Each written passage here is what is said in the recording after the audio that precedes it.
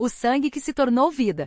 Marcos seguiu o corredor do hospital com os olhos fixos no chão, como se cada passo pesasse mais que o último. A pasta marrom sob o braço guardava o resultado dos exames que mudariam sua vida para sempre. Sua esposa, Ana, caminhava ao lado, segurando sua mão com uma força que tentava esconder o medo. Eles haviam esperado meses por aquele diagnóstico e agora, ao entrarem na sala do hematologista, sentiram que o ar ficou mais denso. Crioglobulinemia mista, disse o médico, ajustando os óculos. É uma doença rara, Marcos. Seu sangue está produzindo proteínas anormais que se aglutinam com o frio, bloqueando a circulação.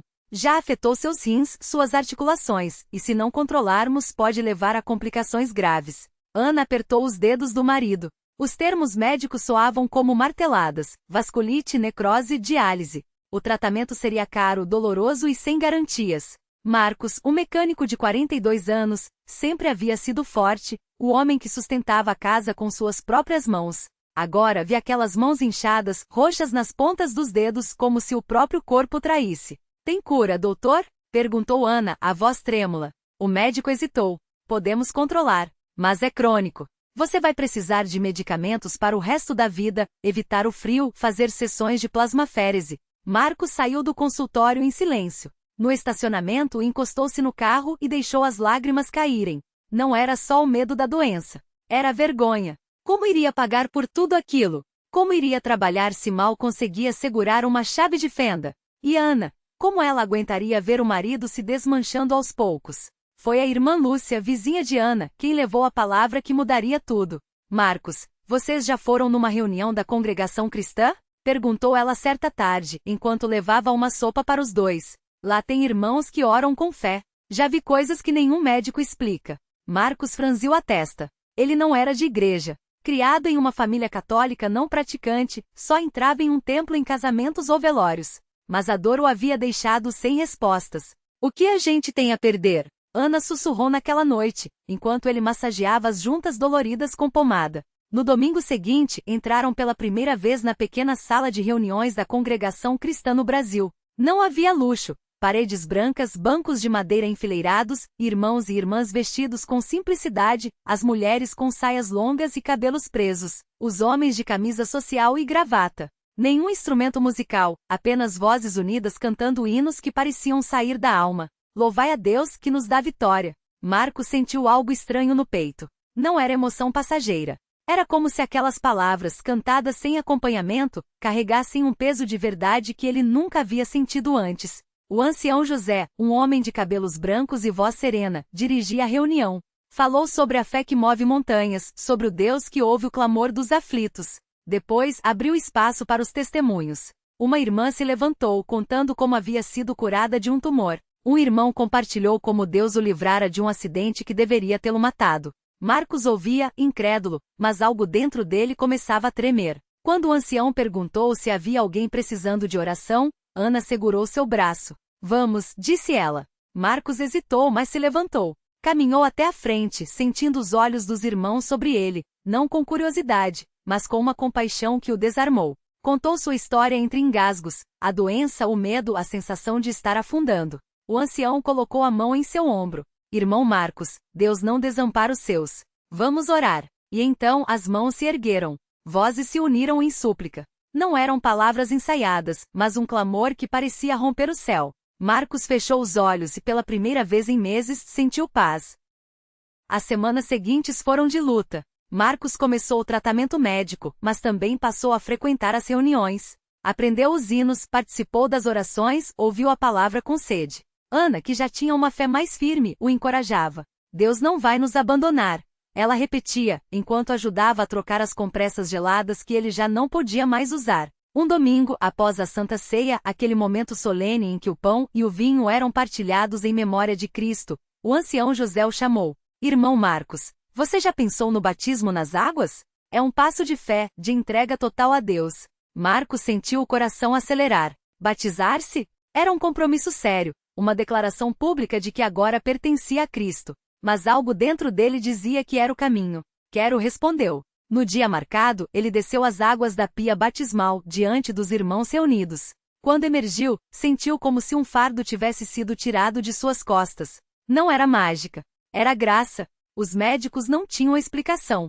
3 meses depois do batismo, os exames de Marcos começaram a mostrar melhoras inexplicáveis. Os níveis de crioglobulina, que antes estavam nas alturas, caíram drasticamente. As dores nas articulações diminuíram. Os rins, que já davam sinais de falência, voltaram a funcionar normalmente. Isso não é comum, e admitiu o hematologista coçando a cabeça. Pode ser uma remissão espontânea, mas é muito raro. Marcos sorriu. Ele sabia que não era espontâneo. Era Deus. Naquela noite, na reunião da congregação, ele se levantou para dar seu testemunho. Falou com a voz embargada, contando como a fé o havia sustentado, como as orações dos irmãos o haviam levantado. Eu cheguei aqui quebrado, sem esperança. Mas Deus me mostrou que quando a medicina diz não, ele diz, eu sou. Não foi fácil. Ainda tomo cuidado, ainda faço acompanhamento. Mas hoje eu estou aqui de pé por um milagre. Os irmãos cantaram o hino 42, Glória a Cristo Jesus, e Marcos sentiu as lágrimas escorrerem. Não eram lágrimas de dor, mas de gratidão. Hoje Marcos serve na igreja. Ajuda a organizar as reuniões, visita os doentes, compartilha sua história com quem está passando por provações. Aprendeu que a fé não é a ausência de problemas, mas a certeza de que no meio deles, Deus está presente. A gente pensa que a cura é o fim da história, diz ele aos que o procuram. Mas a cura é só o começo. O verdadeiro milagre é a vida que Deus nos dá depois. E assim, entre hinos cantados à capela, orações fervorosas e a simplicidade de um povo que crê no poder do Altíssimo, Marcos descobriu que às vezes, o sangue que deveria matar é o mesmo que Deus usa para nos dar vida. No domingo seguinte, enquanto Marcos ajudava a arrumar as cadeiras após o culto, uma mulher chamada Dona Maria o abordou com os olhos cheios d'água. Ela segurou suas mãos trêmulas e sussurrou: Meu filho, eu não aguento mais. O médico falou que meu netinho, o Lucas, de 5 anos, tem uma doença no sangue. Eles dizem que só um transplante de medula pode salvar, mas ninguém na família é compatível. Já orei tanto, mas parece que Deus não está ouvindo. Marcos sentiu o coração apertar. Ele conhecia bem aquele desespero. Olhou nos olhos daquela avó, que parecia carregar o peso do mundo nas costas, e respondeu com a mesma convicção que um dia havia salvado sua própria vida. Dona Maria, Deus ouve sim.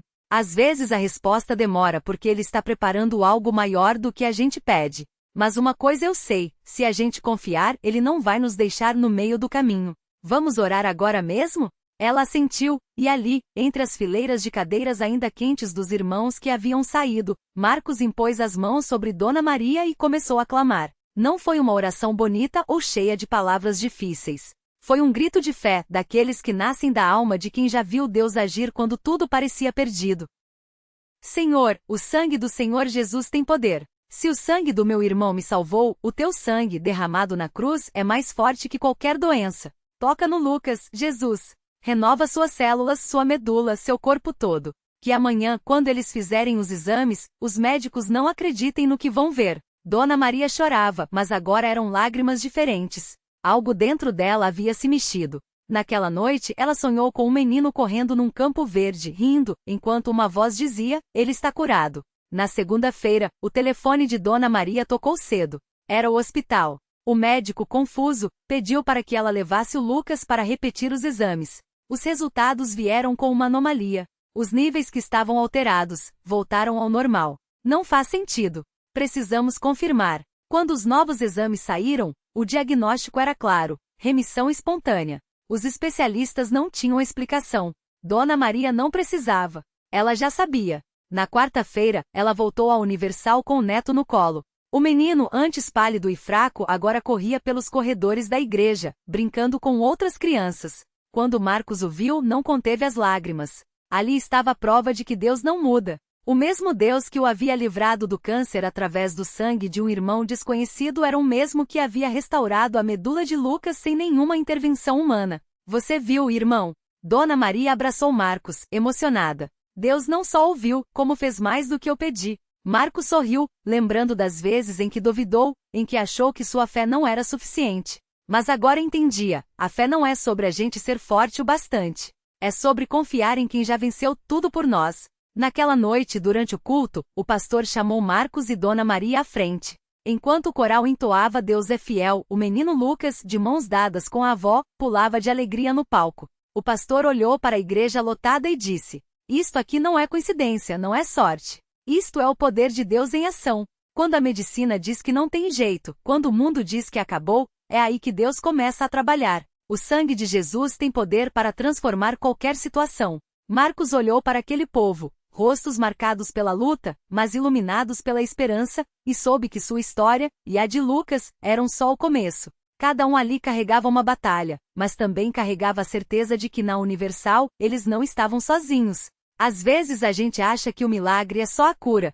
Marcos falou ao microfone, com a voz embargada. Mas o verdadeiro milagre é ver que, depois da tempestade, Deus nos dá uma vida nova. Uma vida para servir, para amar, para testificar que Ele é real. E enquanto a igreja inteira aplaudia com lágrimas e sorrisos, Marcos sentiu uma paz profunda. Não importava o que viesse pela frente. Ele já havia visto o impossível se tornar possível. E isso era tudo o que precisava para seguir crendo. Naquela mesma noite, enquanto Marcos e Lucas se preparavam para deixar a igreja, uma mulher se aproximou deles com os olhos cheios de lágrimas. Era Dona Maria, uma senhora de quase 70 anos que frequentava a Universal há anos, mas que nunca havia compartilhado seu fardo com ninguém. Eu não aguento mais, irmão, ela disse, segurando com força a mão de Marcos. Meu filho está preso há 5 anos, envolvido com coisas erradas. Eu oro, jejuo, mas parece que Deus não me ouve. Marcos olhou nos olhos dela e viu uma dor que conhecia bem. Era a mesma angústia que ele havia sentido quando Lucas estava no fundo do poço. Sem hesitar, ele colocou a mão no ombro da senhora e falou com firmeza. Dona Maria, Deus ouve sim. Às vezes o milagre demora, mas ele está trabalhando. O senhor Lucas aqui é a prova. Hoje ele está livre, empregado e servindo a Deus. Se Deus fez por ele, vai fazer pelo seu filho também. Mas a gente não pode desistir agora. Lucas, que até então ouvia em silêncio, se ajoelhou na frente da senhora e começou a orar com uma fé que só quem já havia sido libertado poderia ter. As palavras saíam de seu coração como um rio. Senhor, o Senhor conhece a dor dessa mãe. O Senhor viu cada lágrima que ela chorou. Eu também já fui um perdido, mas o Senhor me resgatou. Agora, eu peço, toque no coração do filho dela como tocou no meu. Quebre cada cadeia, Senhor. Em nome de Jesus. A igreja inteira parou para observar aquele momento. Alguns se juntaram à oração, outros choravam em silêncio. Dona Maria, que há anos carregava aquele peso sozinha, sentiu pela primeira vez que não estava mais isolada. Havia pessoas ali que entendiam sua luta e, mais importante, havia um Deus que podia mudar tudo. 3 semanas depois, durante um culto de quarta-feira, o pastor chamou Dona Maria à frente. Ela subiu ao púlpito com um envelope na mão e um brilho nos olhos que ninguém mais reconhecia. Meu filho foi solto ontem, ela anunciou, e a igreja explodiu em glórias a Deus. Os advogados disseram que era impossível, que as provas eram muitas. Mas Deus abriu um caminho. Ele está em casa arrependido, e amanhã vem comigo aqui na igreja. O pastor abraçou Dona Maria enquanto o coro entoava Deus é fiel. Marcos e Lucas, lado a lado, sorriam sem conseguir conter as lágrimas. Era mais uma prova de que na Universal, os impossíveis se tornavam possíveis não por acaso, mas porque havia um Deus que honrava a fé daqueles que não desistiam. Isso aqui não é religião. Não, Marcos sussurrou para Lucas, enquanto a multidão celebrava. Isso aqui é família. É gente que acredita que no fim Deus sempre vence. E assim, mais uma história de milagre se juntava às muitas que já haviam sido escritas naquele lugar. Porque na Universal, cada testemunho era uma semente plantada para inspirar outros a crerem. E enquanto houvesse alguém disposto a lutar na fé, Deus continuaria agindo, transformando vidas e escrevendo finais felizes onde o mundo só via derrota. Naquela mesma noite, enquanto a igreja ainda vibrava com a emoção do milagre, uma mulher chamada Ana, sentada nos últimos bancos, não conseguia parar de chorar. Ela tinha chegado ali arrasada com um diagnóstico médico que não deixava esperança, um tumor agressivo que os médicos disseram não ter mais o que fazer. Volte para casa e aproveite o tempo que resta, foi tudo que ouviram seus ouvidos. Mas algo dentro dela gritava que não poderia ser o fim. Uma amiga que já tinha visto milagres na Universal, a trouxe até ali, mesmo sem Ana acreditar muito. Enquanto o pastor falava sobre a fidelidade de Deus, ela sentia o coração apertado. Será que é para mim também? Pensava, enxugando as lágrimas. Quando o apelo foi feito, ela hesitou. As pernas tremiam, mas uma força a levantou. Passo a passo foi até o altar, onde pastores oravam por cada pessoa com imposição de mãos. Quando chegaram até ela, Ana sentiu um calor estranho percorrer o corpo, como se uma corrente elétrica suave a envolvesse. As lágrimas caíram mais forte, mas dessa vez eram diferentes. Eram de alívio. Na manhã seguinte, Ana acordou com uma paz que não sentia há meses. O medo tinha sumido. Ela marcou uma nova consulta, só para confirmar o que já sabia no coração. O médico, espantado, olhou os exames repetidas vezes. Isso não faz sentido. O tumor desapareceu. Não há mais nada aqui. Ana sorriu, lembrando das palavras do pastor. Deus não muda o passado, mas ele pode reescrever o seu futuro.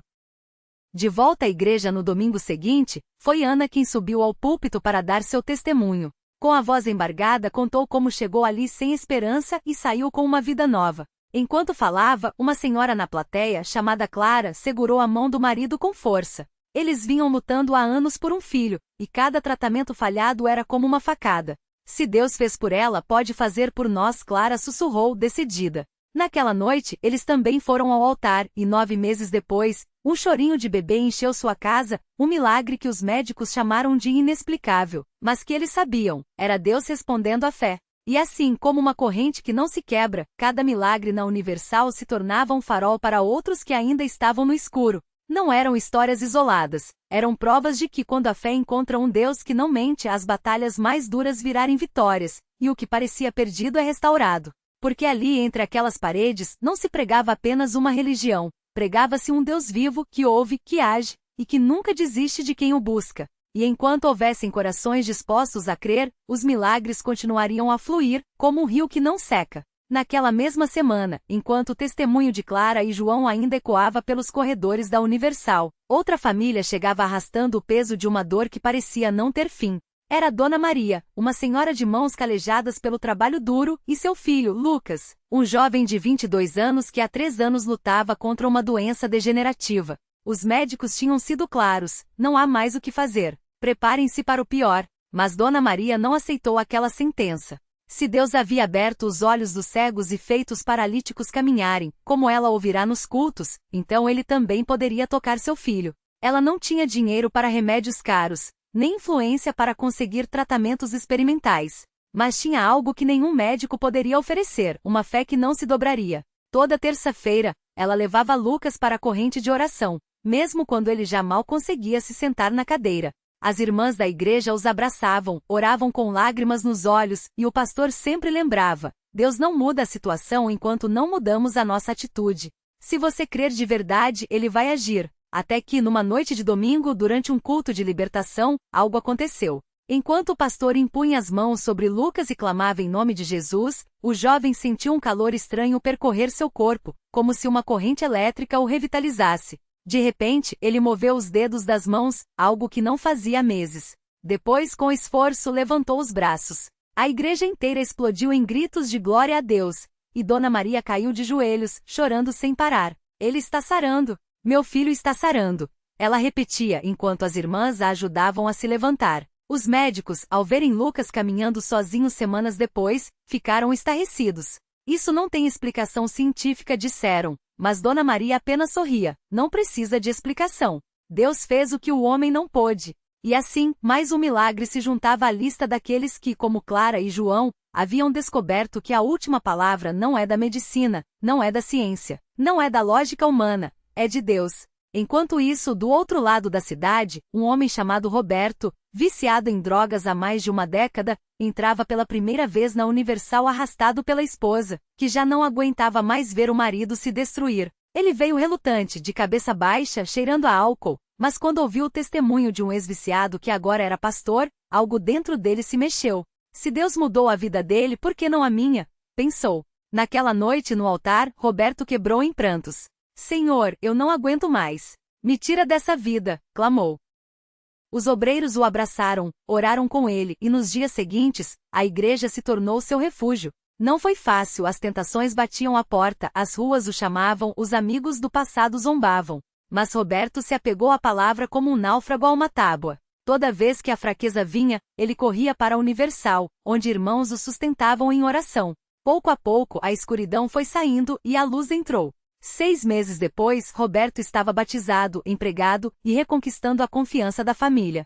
Eu era um morto-vivo, mas Jesus me ressuscitou, ele dizia, com os olhos brilhando de uma alegria que há muito não sentia. E assim como ondas que se multiplicam no mar, os milagres na Universal não paravam. Cada vida transformada se tornava uma semente plantada em outros corações feridos. A jovem que superou a depressão depois de ser libertada de pensamentos suicidas. O casal que quase se separou, mas reconquistou o amor após uma campanha de jejum e oração. O homem que, após anos desempregado, recebeu uma ligação com uma oferta de trabalho no mesmo dia em que fez seu voto de fé. Não eram coincidências. Eram respostas. Porque ali, entre aquelas quatro paredes, não se tratava de religião vazia ou rituais sem poder. Tratava-se de um Deus que ainda hoje faz o que fez nos tempos da Bíblia, abre prisões, cura enfermidades, restaura famílias e dá propósito aos que estavam perdidos. E enquanto houver alguém disposto a crer, a se render, a clamar, os milagres não vão parar, porque a Universal não é só uma igreja. É um lugar onde Deus mostra, todos os dias, que Ele continua sendo o mesmo, ontem, hoje e eternamente. E então veio o milagre que selou tudo. Era uma tarde de domingo quando Marina, a jovem que meses antes havia se libertado dos pensamentos suicidas, entrou na igreja com um envelope nas mãos. Tremendo, subiu ao altar e entregou ao pastor uma carta escrita à própria mão. Hoje completei 1 ano sem remédios, sem crises, sem a voz que me dizia para desistir. Deus não só me salvou, Ele me deu uma razão para viver. Ao seu lado, o casal que quase se separou, Carlos e Ana, segurava as mãos do filho recém-nascido, fruto de uma reconciliação que todos achavam impossível. O jejum não mudou só o nosso casamento, disse Carlos com os olhos brilhando. Mudou nosso legado. Mas foi seu Antônio, o homem que por anos bateu em porta após porta em busca de trabalho, quem trouxe o clímax. Com a voz embargada, ele contou que naquela mesma manhã, havia recebido não apenas a ligação com a vaga prometida, mas uma promoção inesperada. O salário é o dobro do que eu pedia. E o chefe me disse, alguém deve estar orando muito por você. A igreja explodiu em aplausos porque todos sabiam, não era sorte, era fidelidade. Reflexão final. O mundo chama de coincidência o que o céu já havia escrito. Aqueles milagres não foram exceções, foram provas de que Deus não mudou. Ele ainda seca lágrimas com seus dedos, ainda escreve finais felizes em histórias quebradas, ainda escolhe os impossíveis para mostrar seu poder. O que mudou não foi ele, mas nós, nossa capacidade de ver, de crer, de persistir mesmo quando a resposta demora. Lição de vida. Milagres não são para os perfeitos, mas para os que ousam depender. Não importam as cicatrizes, os erros ou as noites em claro. Quando alguém se entrega de verdade, Deus move montanhas e corações. A Universal não é um prédio, é um campo de batalha espiritual onde o impossível se rende ao nome de Jesus. E a pergunta que fica é, o que você ainda não entregou a Ele? Porque enquanto houver fé, haverá milagres. E enquanto houver milagres, ninguém sairá daqui do mesmo jeito que entrou.